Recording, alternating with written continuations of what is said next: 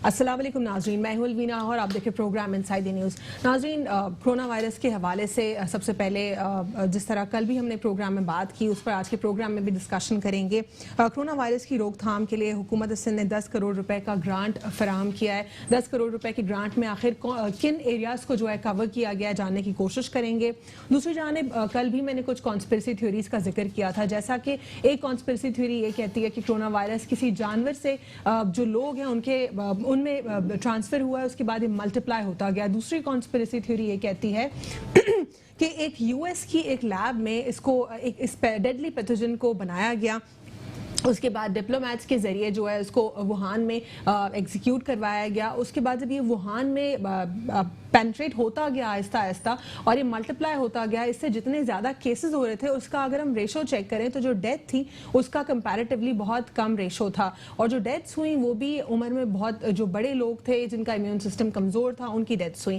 दूसरी जानिब थ्योरी ये भी कहती है कि ये सिर्फ और सिर्फ एक पर्टिकुलर रेस के ऊपर डोमिनेट करती है बीमारी। अगर ये किसी और उस रेस से हटकर किसी और रेस में मुंतकिल हो जाए तो या तो ये बीमारी वहीं ख़त्म हो जाती है, या अगर उस शख्स को आइसोलेशन में रखा जाए तो ये मजीद मल्टीप्लाई नहीं होती।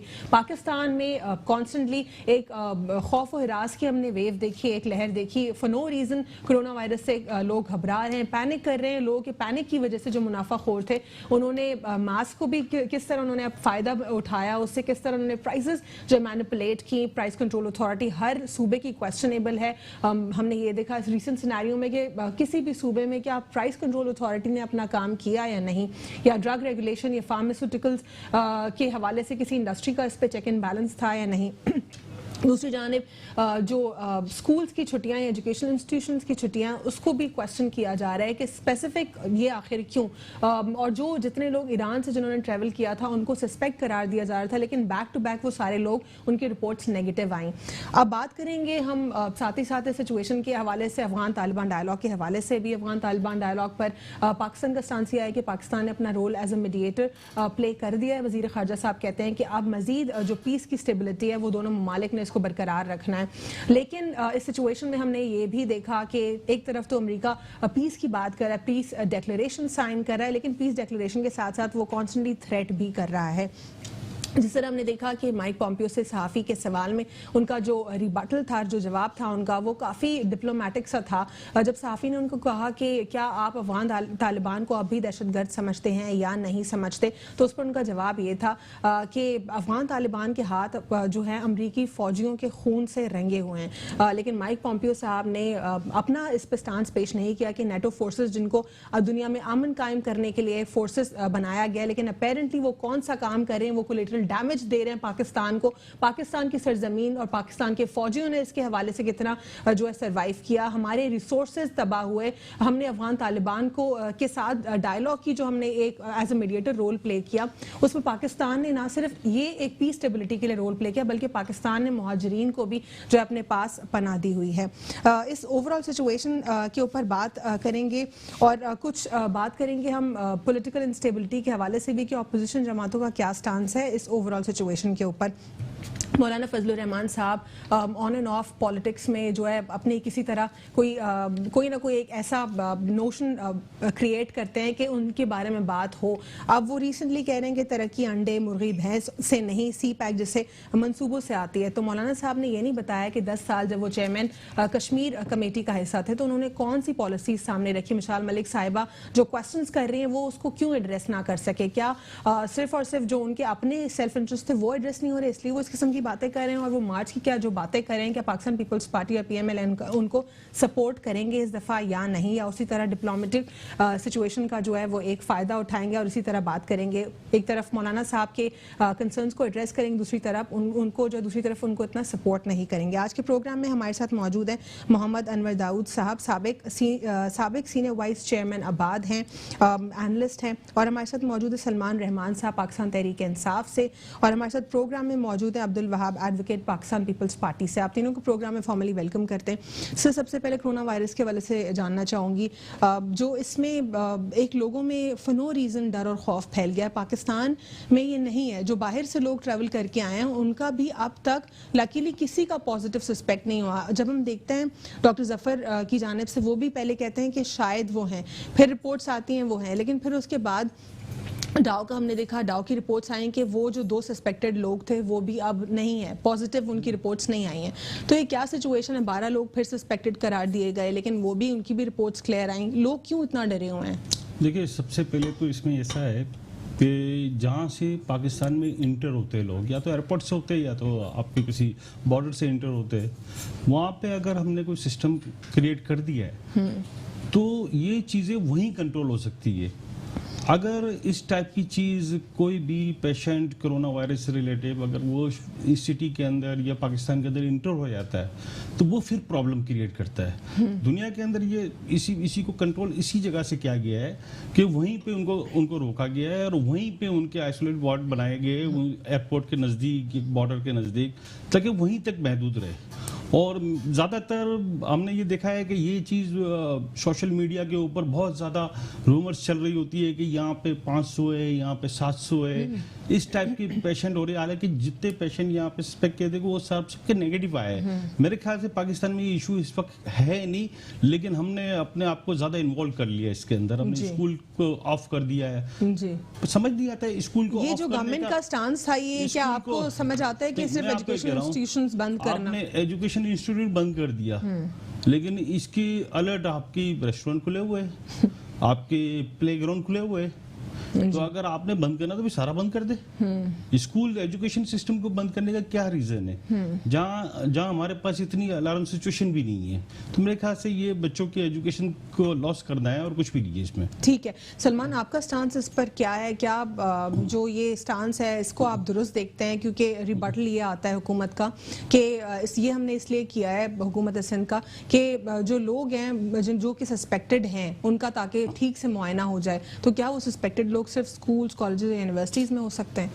मेरा ख्याल है ये स्कूल बंद करने का जो इक़दाम है वो दुरुस्त इक़दाम है, क्योंकि आप देखिए कि जो पहले जो सबसे ज़्यादा इन्फेक्टेड एरिया है वो आपका पाकिस्तान का जो बलूचिस्तान का बॉर्डर लगता है ईरान के साथ, और आपको पता है जो क्रिटिकल इस वक्त ईरान में सबसे ज़्यादा क्रिटिकल सिचुएशन चल रही है। तो पाकिस्तान में ईरान से जो ज़ायरीन पाकिस्तान में दाखिल हुए पिछले 1 महीने के दौरान, उनकी सही तरह से स्क्रीनिंग नहीं की गई। वो स्क्रीनिंग जब तक कंप्लीट नहीं हो जाती, आई थिंक ये हुकूमत ने एक अच्छा कदम उठाया है, क्योंकि स्कूल्स वो जगह होती है जहाँ पे बच्चों का बड़ा क्लोज कांटेक्ट होता है एक दूसरे से। बच्चे काफ़ी देर तक एक दूसरे के साथ होते हैं और आपको पता है ये सांस के जरिए ये बीमारी फैलती है। ठीक है, तो आपको पता है कि बच्चे उस तरह से प्रिवेंटिव मेजर्स नहीं ले सकते। तो ये एक अच्छा इकदाम है। इसके साथ साथ दूसरे मेजर्स भी लेने चाहिए, इसके साथ साथ दूसरे मेजर्स लेने चाहिए। आवाम में अवेयरनेस क्रिएट करनी चाहिए, स्क्रीनिंग के अमल को तेज़ करना चाहिए। इसके अलावा जो हॉस्पिटल लेकिन अगर हम कॉन्स्पिरेसी थ्योरीज के ऊपर अगर गौर करें, फॉर इंस्टेंस अगर वो जेन्युइन नहीं भी होती हैं, लेकिन जो चाइना से आ रही हैं थ्योरीज इस वक्त, वो 2 थ्योरीज ही हैं। एक तो वो जानवर से फैलने वाली, दूसरी के लैब के अंदर एक पैथोजन, डेडली पैथोजन को क्रिएट करना, फिर यूएस की कॉन्स्पिरेसी होना इसके अंदर, वुहान तक पहुंचाना, वुहान के आसपास के एरियाज को अफेक्ट करना। तो उन दोनों कंडीशंस में तो पाकिस्तान तो अफेक्ट नहीं हो सकता। और एक पर्टिकुलर रेस के हवाले से जो कि मंगोलिया, साउथ कोरिया, चाइना की तरफ के जो लोग हैं उन पर वो अटैक कर रहे हैं। देखिए, ये तो अभी डिटेक्ट हुआ ही नहीं है ना, ये तो एक कॉन्स्पिरेसी, जैसे आपने कहा कॉन्स्पिरेसी थ्योरी तो कॉन्स्पिरेसी है। ऐसी सिचुएशन के अंदर इस तरह की थ्योरीज आती हैं, लेकिन नो वन कैन क्लियरली से कि ये थ्योरी करेक्ट है। देखिए, अभी जो सबसे पहला मेजर है ना वो ये है कि प्रिवेंशंस। अभी इस चीज को फैलने से रोकना है, इस चीज को रोकना है कि पाकिस्तान में ये वबा ना फैले। अच्छा, पाकिस्तान जाहिर सी बात है, आप सही कह रही हैं कि डायरेक्टली इससे अफेक्टेड नहीं है। इससे अफेक्टेड एरिया चाइना या फार ईस्ट के जो एरियाज हैं वो अफेक्ट करते हैं। लेकिन बहरहाल इस वक्त पाकिस्तान के पड़ोस में ईरान के अंदर एक क्रिटिकल सिचुएशन क्रिएट हो गई है और पाकिस्तान से बहुत बड़ी तादाद में ज़ायरीन ईरान जाते हैं। तो आपको पता है कि सबसे पहला जो एक कदम होना चाहिए गवर्नमेंट का, सिंध गवर्नमेंट का, बलूचिस्तान गवर्नमेंट का, तमाम सूबाई गवर्नमेंट का और फेडरल गवर्नमेंट का, वो ये होना चाहिए कि इस वबा को पाकिस्तान में फैलने से रोकें और उसके लिए मेजर्स लेने चाहिए। पहला मेजर उन्होंने लिया जी, स्कूल बंद किए। ठीक है, कुछ अरसे के लिए स्कूल बंद हो सकते हैं, लेकिन सारा वक्त स्कूल बंद नहीं रह सकते। तो इनको इस सिलसिले में मजीद इकदाम करने की जरूरत है। इनको पब्लिक अवेयरनेस मैसेजेस चलाने की जरूरत है, इनको हॉस्पिटल्स को इक्विप करने की जरूरत है, पैरामेडिकल स्टाफ को ट्रेन करने की जरूरत है, जो अभी तक नजर नहीं आ रहा है। अगर आप इस वक्त सिचुएशन देखें ना, जिस किस्म की ये वबा है, उस किस्म के मेजर्स गवर्नमेंट्स लेती हुई नजर नहीं आ रही है। अब्दुल वहाब साहब, कोरोना वायरस के लिए की रोकथाम के लिए सिंध हुकूमत ने 10 करोड़ रुपए का ग्रांट जो है इस पर को फराहम किया है। 10 करोड़ रुपए का ग्रांट किन एरियाज पे एग्जीक्यूट करने के लिए दिया गया है, कैसे उसको इस्तेमाल किया जाएगा? औज़ुबिल्लाहिमिनश्शैतानिर्रजीम। बिस्मिल्लाहिर्रहमानिर्रहीम। सबसे पहले मैं आपका शुक्रिया अदा करता हूँ कि आपने मुझे इस प्रोग्राम में बुलाया। और सबसे बड़ा इशू पूरी दुनिया में अभी जो इशू चल रहा है कोरोना वायरस का, तो मेरे ख्याल में सिंध गवर्नमेंट ने जो पैसे अभी 10 करोड़ का ग्रांट इशू किया है, उसमें बेसिक जो चीज़ें हैं उसमें सिंध गवर्नमेंट ने कुछ अस्पताल हैं कराची के और पूरे सिंध के अस्पताल हैं, उनको स्पेशली इस केसेस को देखने के लिए रखा ही है। और उसमें कुछ मास्क वगैरह और कुछ किट्स वगैरह मंगाई हैं, इम्पोर्ट की हैं पाकिस्तान पीपल्स पार्टी की गवर्नमेंट ने। सिंध गवर्नमेंट ने अच्छा इनिशिएटिव लिया है बेसिक चीज़ों को ठीक करने के लिए, और मेरे ख्याल में डायग्नोस करने के लिए भी कुछ अभी उसमें मजीद जो है चीज़ें चल रही हैं। ठीक है, तो इसमें हॉस्पिटल्स को इंडिविजुअली ग्रांट फराम करना, मास्क की जो है इसमें फरामी देखना, इसके अलावा स्कूल्स का मेजर ओवरऑल हर जगह लिया जा चुका है, लेकिन इसके अलावा और कौन सा आपको क्या लगता है कि 10 करोड़ का मतलब इतना ज़्यादा बजट ठीक है? मेरे ख्याल में 10 करोड़ का बजट तो ठीक नहीं है, बहुत कम है इनिशियली। अच्छा, कम है मेरे हिसाब से बहुत अच्छा। कम है, क्योंकि जिस हिसाब से पूरी दुनिया में ये वायरस की वबा फैली है, 80,000 से ज़्यादा लोग इन्फेक्ट हो चुके हैं जो रिपोर्ट आ चुकी है, और मेरे ख्याल में 3,100 डेथ्स हो चुकी हैं। तो पाकिस्तान गवर्नमेंट ने अभी तक मेरे ख्याल में जैसे हमारे बॉर्डर्स हैं, करीबी इलाके हैं, ईरान हो गया और हमारा चाइना है बॉर्डर्स, अभी मेरे ख्याल में अभी उन्होंने ये इनिशिएटिव लिया है कि लोगों को डायग्नोस कर रहे हैं। ये बहुत ज़्यादा पहले करना चाहिए था, ये बॉर्डर्स पहले बंद करने चाहिए थे। जो फ्लाइट्स ईरान से बहुत ज़्यादा ज़ायरीन जो यहाँ पाकिस्तान में आए, उनको पहले इनको ये चीज़ करनी चाहिए थी कि वो वबा मज़ीद फैले ना, उनको पहले डायग्नोस करना चाहिए था। जो चीज़ें लेट हुई हैं, पहला इनिशिएटिव मेरे ख्याल में सिंध गवर्नमेंट ने लिया है, जो इतनी बड़ी ग्रांट इशू कर दी है इस बेसिक इशू के लिए। ठीक है, तो अब इसकी मॉनिटरिंग सिस्टम कैसे होगी कि ये जो ग्रांट फराम किया गया, क्योंकि ये ग्रांट्स की मद में बहुत सारी करप्शन भी होती है और कॉमन होती है ये प्रैक्टिस पाकिस्तान में, किसी भी सूबे की अगर हम बात करें, तो how would you make sure कि ये जो ग्रांट है ये इसी तरह जो जिस काम के लिए दिया गया है उसी के लिए इस्तेमाल होगा? देखिए, इसमें हमें पहली बात तो ये है कि जो इसमें किट्स वगैरह आ रही हैं उनकी कीमतें तो हम लेंगे, वहाँ तक जो चीज़ें आएंगी इम्पोर्ट होंगी या इम्पोर्ट कर चुके हैं जो गवर्नमेंट की है उन्होंने, तो उसमें मेरे ख्याल में प्राइसेस का कोई डिफरेंस नहीं होगा जो मंगवाएंगे। उसमें करप्शन का अगर एलिमेंट तो देखिए हर जगह मौजूद है, उस पर डिपार्टमेंट मौजूद है, वो करप्शन के खिलाफ जो है इसकी मॉनिटरिंग के लिए क्या आप कोई टीम तश्कील देंगे या इसको हेल्थ मिनिस्ट्री के साथ लूप में लेकर करेंगे, क्या करेंगे? इसमें हेल्थ मिनिस्ट्री ऑलरेडी लूप में है, वो इन सब चीज़ों को देख रही है, और हेल्थ मिनिस्ट्री के साथ सीएम साहब खुद भी इन चीज़ों को देख रहे हैं। ठीक है, एडवोकेट अब्दुल वहाब साहब, जब ये सिचुएशन हुई सिर्फ खबरें आ रही थी कि 2 लोग सस्पेक्टेड हैं, और उस वक्त हमने देखा कि रातों रात जो मास्क की कीमत थी 10-20 रुपए वाले जो मास्क हैं, और जो कि एक पर्टिकुलर मास्क थे भी नहीं कोरोना वायरस से बचने के लिए, नॉर्मल मास्क को देख लें, सर्जिकल मास्क, उनकी प्राइसेस इतनी हाइक पर चली गई थी। उस वक्त का जो काम था वो प्राइस कंट्रोल अथॉरिटी और जो एरियाज हैं, जो डोमेन जो सुपरवाइज करते हैं, उनका काम होता है चीज़ों को देखना, लेकिन इतनी ज़्यादा कैसे कोई प्राइसेस में दे सकता है चीज़ें? देखिए, मैं अगर इस पर बात करूं कि प्राइसेस का इशू, तो प्राइस तो एक चीज़ के करते हैं पहले से है मार्केट में। हमारे मुसलमान बहुत ज़्यादा इश्यूज पे अगर नेगेटिव चले जाते हैं, जो नेगेटिव रोल प्ले करते हैं। हम अगर बात करें रमज़ान की, रमज़ान आने से पहले बहुत सारी चीज़ें महंगी कर देते हैं। ये तो होता है, पूरी दुनिया में सेल लगती है, पूरी दुनिया में सेल लगती है, इवन हर त्योहार पर, लेकिन हम लोग हर त्योहार को कैश करते हैं, बीमारी को भी कैश।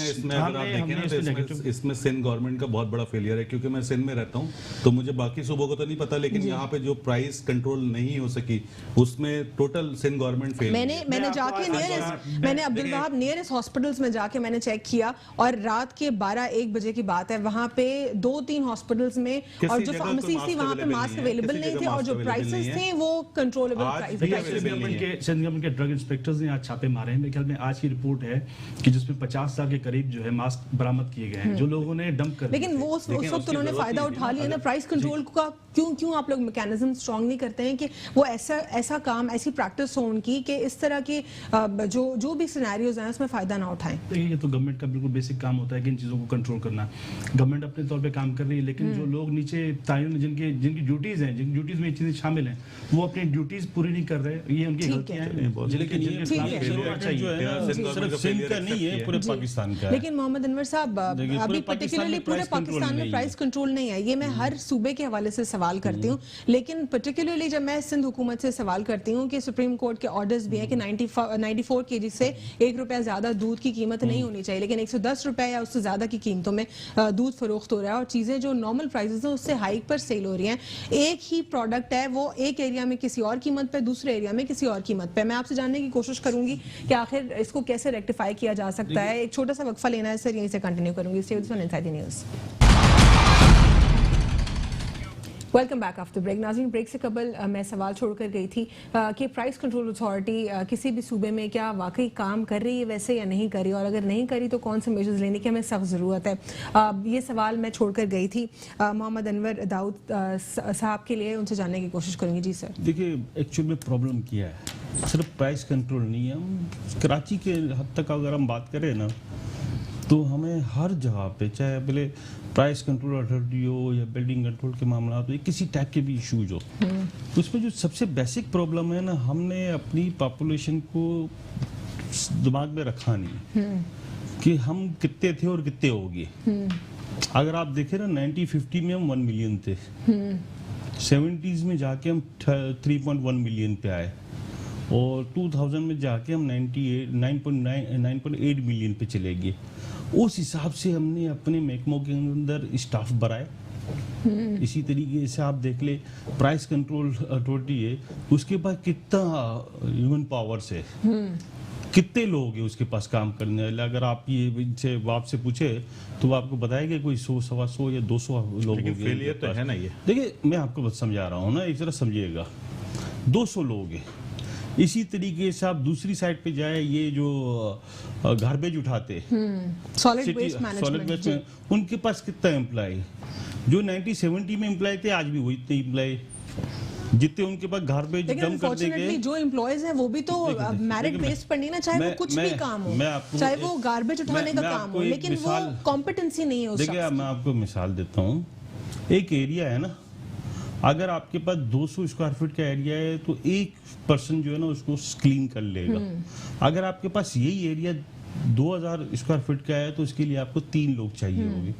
अगर आपके पास यही एरिया 2 लाख की बात करें ना, लेकिन मैन पावर भी कॉम्पिटेंट होनी चाहिए। देखिए, मकसद ऐसा तो नहीं हो सकता ना कि कॉम्पिटेंसी ना हो।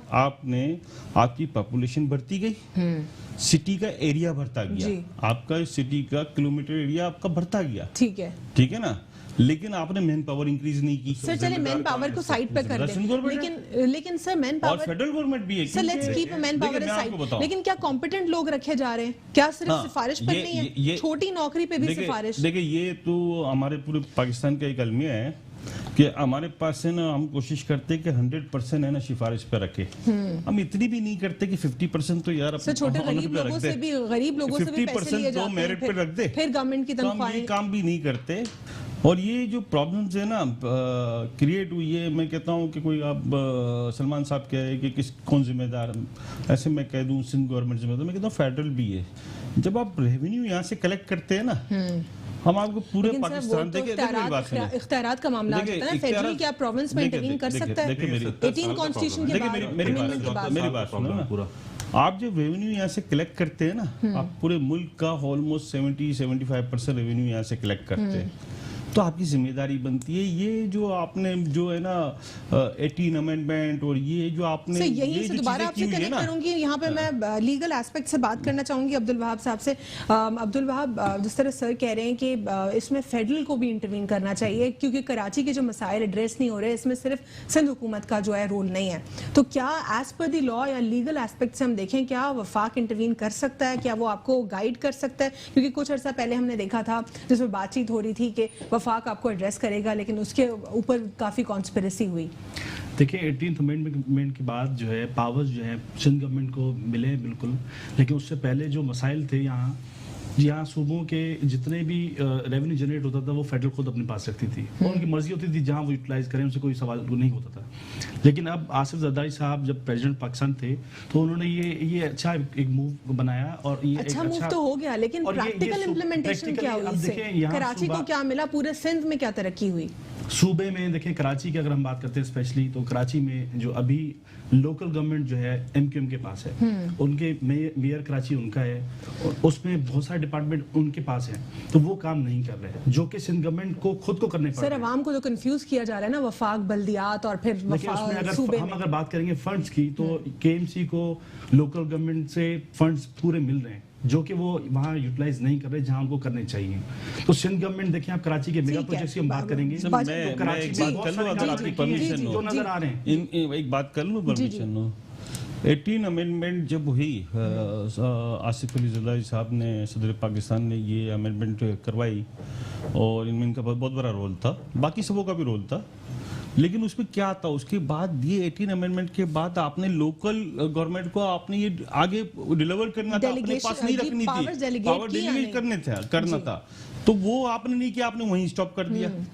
तो जब आपने वो 18 अमेंडमेंट का जो आपका कॉन्सेप्ट था वो पूरा नहीं किया, तो वो तो फेलियर हो गया ना आपका। जी, लेकिन और पैसा आ रहा है, बजट भी यहीं पे है, इख्तियारात भी यहीं पर है, डेलीगेट नहीं हो रहे। फेडरल गवर्नमेंट भी पूरी जिम्मेदारी इस चीज की।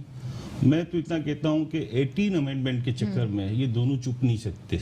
अच्छा, इन दोनों की जिम्मेदारी है। जब आप यहाँ से लेकिन आप यहाँ से तो फॉरवर्ड हो रही है ना सेपरेशन ऑफ पावर। यहाँ से फंड कलेक्ट करते हो जी, तो आपकी जिम्मेदारी यहाँ लगाना, क्योंकि यहाँ पे सिचुएशन ऐसी है कि यहाँ की जो पॉपुलेशन है वो इस वक्त दुनिया में नहीं मिलेगी किसी सिटी की इतनी पॉपुलेशन। आप समझे मेरी बात? आपको उस टाइप यहाँ पे आपको एक्स्ट्रा ऑर्डिनरी करना पड़ेगा कि सिंध और फेडरल गवर्नमेंट मिलके इस सूबे को संभाले और लोकल गवर्नमेंट को अपने साथ ले। सलमान, इस पे क्या स्टांस है आपका कि 18 कॉन्स्टिट्यूशन जो अमेंडमेंट है? दाऊद साहब ने कहा कि जी फेडरल की भी रिस्पांसिबिलिटी होनी चाहिए। दाऊद साहब शायद थोड़ा सा अंडरस्टैंड नहीं कर रहे कि फेडरल अगर रेवेन्यू कलेक्ट कर रहा है तो फेडरल सिंध गवर्नमेंट का टोटल बजट में देख रहा था 2020 का 1125 अरब रुपए का टोटल बजट है, जिसमें से 800 अरब रुपए फेडरल गवर्नमेंट सिंध गवर्नमेंट को देती है, ठीक है, और बाकी 400 अरब रुपए जो है वो सिंध गवर्नमेंट अपने सोर्सेज से कलेक्ट करती है। तो फेडरल अपना रोल अदा कर रहा है। फेडरल ने 800 अरब रुपए सिंध गवर्नमेंट को दिए। सिंध गवर्नमेंट का काम है कि सिंध गवर्नमेंट उस फंड को तो वो कह रहे हैं, अब्दुल वहाब साहब कह रहे नहीं मिले। अच्छा, सिंध गवर्नमेंट ने 2020 में, सिंध गवर्नमेंट का रोना ही रहा है कि हमें टाइम पे फंड्स नहीं मिले। 125 अरब रुपए लोकल गवर्नमेंट सिस्टम के लिए रखे, एलोकेट किए, लेकिन डिलीवर नहीं किए, ठीक है। आप मेयर कराची की सारी तकरीरें उठा के देख लीजिए। मेयर कराची का टोटल रोना यही है कि हमारे पास ना इख्तियार है, ना फाइनेंशियल। देखिए, मैं अगर इस बात पे इंटरव्यू करता हूं, कर रहा हूं, लेकिन मैं बताता हूं, एक चीज मैं क्लियर कर करने दें जी। देखें, अभी आपने कहा कि जी वो लोकल गवर्नमेंट काम नहीं कर रही है, तो लोकल गवर्नमेंट को आपने बेसिकली पावर्स क्या दिए हैं? एक काउंसलर से, वाटर बोर्ड आपके पास है, सेवेज बोर्ड आपके पास है, सही, इलेक्ट्रिसिटी आपके पास है, रेवेन्यू कलेक्शन आपके पास है, सॉलिड वेस्ट मैनेजमेंट आपने प्राइवेट कॉन्ट्रैक्टर को दे दिया है, ठीक है, रोड एंड ट्रांसपोर्ट अथॉरिटी आपके पास है। आप तो लोकल गवर्नमेंट को दिया क्या है आपने? लोकल गवर्नमेंट को आपने दिया है कि जी वो जाके सड़कों पे झाड़ू लगा लें और अगर कहीं जो वेस्ट पड़ा होता है तो उसको साफ कर दें। देखिए, इसके अलावा लोकल गवर्नमेंट की क्या, या पार्किंग के ठेके, पार्किंग जो चल रही है और वो भी इलीगल। मैं समझता हूँ म्युनिसिपल डिपार्टमेंट का काम वैसे बेसिकली सफाई होता है। पूरी दुनिया में आप देख लें, कहीं ये नहीं है, कहीं ये नहीं है म्युनिसिपल डिपार्टमेंट डेवलपमेंट का काम कर रहा हो, कहीं सिर्फ और सिर्फ कराची शहर के अंदर है। मेगा सिटी है, आप कराची को इस तरह नहीं, बिल्कुल नहीं। आप देख रहे हैं, आप पूरी दुनिया को उठा लें, बहुत सारे सूबे और बहुत सारे ठीक है, अब्दुल वहाब साहब, क्या बजट्स के ऊपर आपके इख्तिलाफात होते हैं वफाक के साथ? वफाक को हम सिंध गवर्नमेंट बार बार कहती रही कि टाइमली हमें अपने फंड्स प्रोवाइड करें ताकि हम डेवलपमेंट के काम के साथ साथ दूसरे और इश्यूज भी हैं उनको टाइम पे पूरा करें, लेकिन वो नहीं हो रहा। आर्टिकल 140A जो 18 अमेंडमेंट का है वो ये कहता है कि जी इस लोकल गवर्नमेंट को एम्पावर किया जाए। वो सिंध गवर्नमेंट ने 2010 से लेके आज 2020 हो गया है, 10 साल गुजर गए। देखिए 2010 से साल में इन्होंने एम्पावर नहीं किया। 2010 से अगर पहले कानून साजी 2001 में 2000 वो तो कहीं पे भी नहीं हो रही है, पूरे हर सूबे में 2001 में अगर बात करूं मुशर्रफ साहब के टाइम पे फाइनेंशियल ऑटोनॉमी है केपी की लोकल गवर्नमेंट के पास। मैं अगर आप बात की एक बात क्लियर कर दूं कि 2001 में जब ये लोकल गवर्नमेंट सिस्टम बनाया गया था और जो मेयर सिस्टम बनाया गया था उसमें पूरे funds, presidential funds, prime minister funds total Karachi में लगाए गए थे। तो उसमें भी आप देख लें तो कितना कराची फंड बनाना कहाँ है गया कि आप पैसा वो। कराची के अंदर कितना ठीक काम है। हुआ? कुछ 4-5 आप पुल बना के आप क्या ठीक ठीक है, आप मोहम्मद चलिए अनवर दिखाएं। मोहम्मद 20 तक अनवर की बात साहब के करें। पास जाऊंगी, फिर आप दोनों की जाने भी बढ़ूंगी। सर लास्ट सवाल चाइना के हवाले से, फिर उसके बाद दूसरे टॉपिक पे हमने जाने वक्त बहुत मुख्तसर रह गया है। ये जो चाइना को आइसोलेशन का सामना करना पड़ा है, इसका बिजनेस कम्युनिटी के ऊपर पूरी दुनिया में ग्लोबली क्या असरात मुरतब होंगे? क्या असरात मुरतब हो चुके हैं ऑलरेडी, या अब फ्यूचर में कॉन्सिक्वेंसेज और बुरे हो सकते हैं? देखिए, इसका ऐसा है कि जो चाइना के साथ हमारा जो ट्रेड है, जी, हमारी नहीं पूरी दुनिया की ट्रेड है चाइना के साथ ना, हम तो टोटली डिपेंडेंट हो गए चाइना के।